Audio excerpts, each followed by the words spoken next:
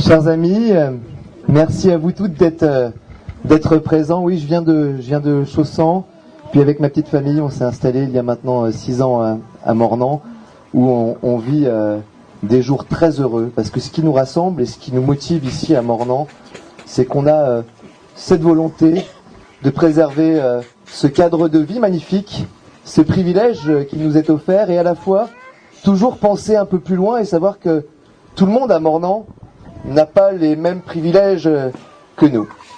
Alors, avant de commencer mon court propos, j'avais prévu un discours, mais je préfère vous parler avec le cœur, parce que on n'a rien à vous vendre, on n'a rien à vous promettre. Notre seul objectif, c'est de vous rassembler les familles de Mornan, ces familles, ces jeunes qui jouent là-bas, ces enfants qui sont notre avenir et qui sont la direction dans laquelle on doit se diriger. En premier lieu, je voudrais vraiment dire à Yves, et je le dis avec une grande émotion, le respect, l'estime que nous avons toutes et tous pour un homme généreux, intègre, honnête, qui durant toute sa vie a donné beaucoup de temps pour sa commune, et je sais que malgré l'échéance électorale, Yves continuera à servir les Mornantaises et les Mornantais. Je souhaiterais vraiment que vous l'applaudissiez très très fortement.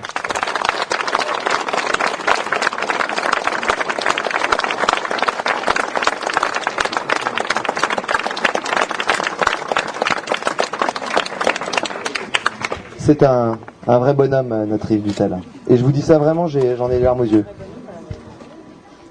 Je vais reprendre rapidement. Voilà, nous aujourd'hui, on lance une grande aventure. On a souhaité lancer cette aventure sur un grand rassemblement, une grande fête familiale. Un moment où on vous accueille, où on ne se prend pas la tête. Vous allez voir, il y a des plats qui vous ont été préparés par toute une équipe. Je les remercie, je ne peux pas les citer individuellement. Il y a une 30aine de personnes qui ont participé à l'organisation de cette journée, qui ont fait des salades, qui sont allées faire des courses, qui ont monté les barnums, les tables. Voilà, je les remercie du fond du cœur, parce que c'est grâce à eux que cette journée sera une réussite. Enfin, je l'espère en tout cas. Ça dépendra aussi de vous. Mornan a basculé, comme l'a dit Yves, il y a 6 ans, après 13 années d'une même gestion, qui n'avait pas satisfait la population mornantaise. 13 années d'une même gestion où on a voulu agiter un peu des lieux communs, très faciles, sans aller au bout des choses comme la concertation, comme l'environnement. Voilà, tout ça, c'était des grands concepts. Et puis en fin de compte, quand on est arrivé, on s'est rendu compte qu'il n'en était rien. Les Mornantais se rendaient compte qu'il n'en était rien. Et que quand on tient des promesses électorales, comme on l'a fait en 2008 avec Yves, quand il s'est présenté aux Mornantais en 2008, il a fait une feuille de route. Et aujourd'hui, Yves, ta fierté, au-delà même d'avoir su conduire une équipe et mener des projets, c'est aussi celle d'avoir tenu ta parole. Tu t'étais engagé sur un certain nombre de points très structurants pour le territoire. Et l'ensemble des engagements qu'avait pris Yves en 2008 ont été tenus. Merci encore, Yves.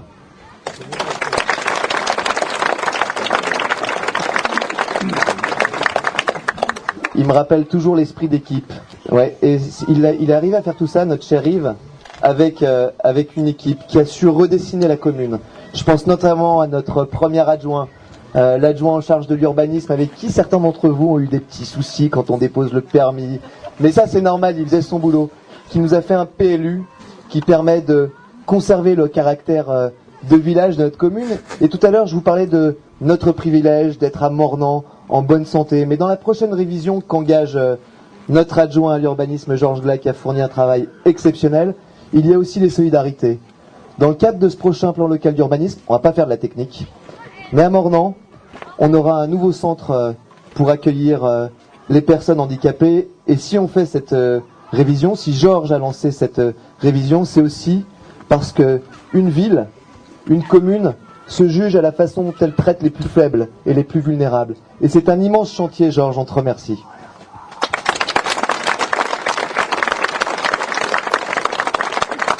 Il va nous falloir, dans les années à venir, relever de nombreux défis. Celui de l'enfance dont a parlé Véronique Merle, mais il y a également celui des personnes âgées, la question de la dépendance.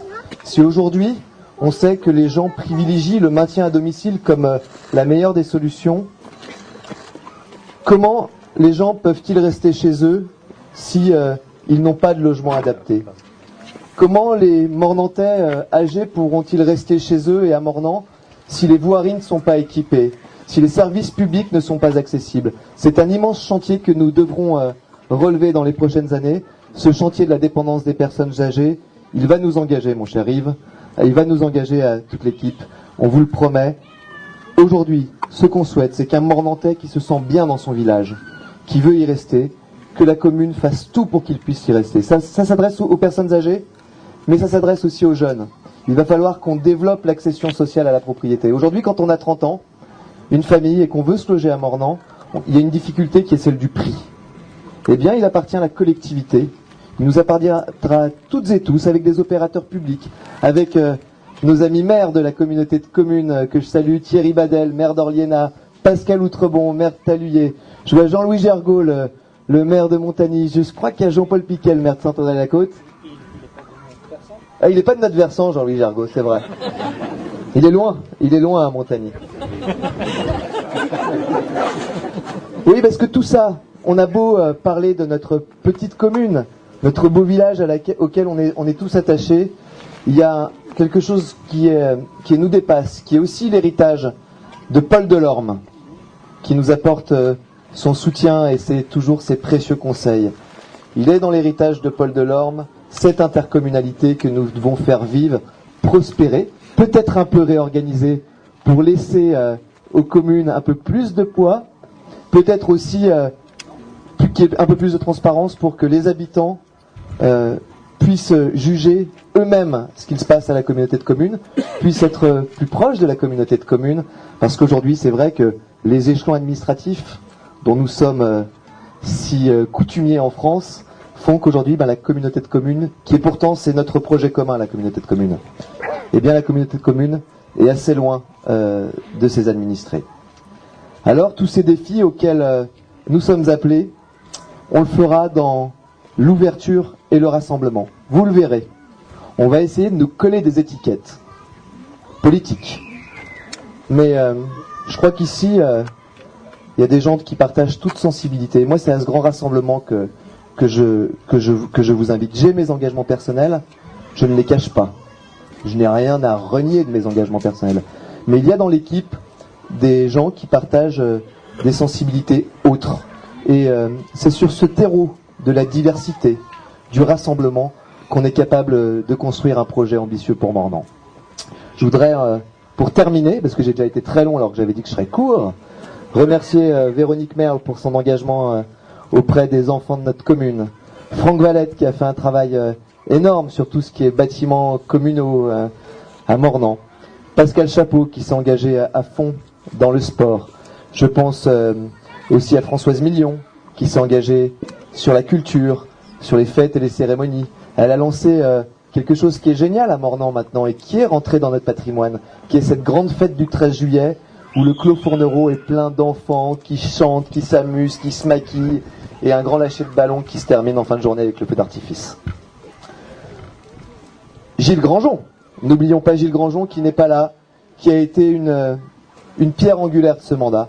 C'est grâce à lui qu'aujourd'hui les finances communales sont saines. Quand il est arrivé, quand on est arrivé, quand Yves nous a permis de prendre ses responsabilités, les finances communales n'étaient pas dans un état exceptionnel, il faut le dire. Et Gilles, lui, avec son courage, sa technicité et surtout une grande détermination, il est arrivé à nous faire comprendre que quand on gérait l'argent d'une commune, on ne gérait pas son propre argent. Même si jamais on avait des choix, des envies, des souhaits qui nous étaient personnels, faire tel équipement, telle salle, telle fleur, il nous disait « ce n'est pas votre argent, c'est l'argent des Mornantais, prenez-en soin, faites très attention ». Et grâce à Gilles, on est parti sans augmenter les impôts. Et je vous assure que sur le prochain mandat, ce sera un objectif, nous n'augmenterons pas les impôts communaux. Je voudrais remercier aussi Marie-Diane Delderio qui s'est occupée beaucoup des affaires sociales. Qui est-ce que j'ai oublié comme adjoint? Christian Gallet, Béatrice Burtin, Christian Gallet aussi sec, Béatrice Burtin, Jean-Pierre Ponce, enfin tous les élus municipaux, Joël Baudouin. Surtout les conseillers, parce que les conseillers ont quand même un rôle pas ingrat, mais ils sont souvent au courant de choses et c'est difficile pour eux de suivre. Je crois que la nouvelle équipe va justement un petit peu changer le fonctionnement pour que tous les conseillers puissent travailler et prennent corps leur métier de conseiller. Quand même, c'est quelque chose un peu spécial. Nous y veillerons. Alors voilà, c'est fini. Pour conclure, je vous dis que je vous invite à ce grand rassemblement au mois de mars prochain, qui n'est qu'un dimanche dans la vie de la commune. Il ne faut pas se faire d'illusions. Si cette liste ne gagne pas, la commune continuera à avancer. Mais il va y avoir des axes déterminants qui vont faire la campagne. Ce sera projet contre projet. Ce ne sera pas personne contre personne. Ne comptez pas sur moi pour entrer dans les polémiques inutiles, stériles, dans lesquelles, bien sûr, on va essayer de nous emmener. On va essayer de nous emmener sur la polémique politique, la polémique politicienne, les promesses insensées. Nous ne serons pas du tout dans cet état d'esprit.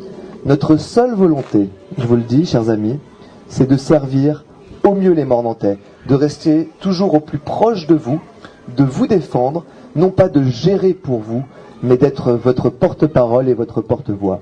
Je vous souhaite une excellente journée à toutes et à tous. Il va falloir que on boive un petit coup, qu'on passe à table, il y a un buffet qui est organisé. Et juste avant, on va remettre et remercier notre hôtesse, Véronique Zimmermann, qui nous accueille aujourd'hui. Je vous remercie beaucoup et bonne journée.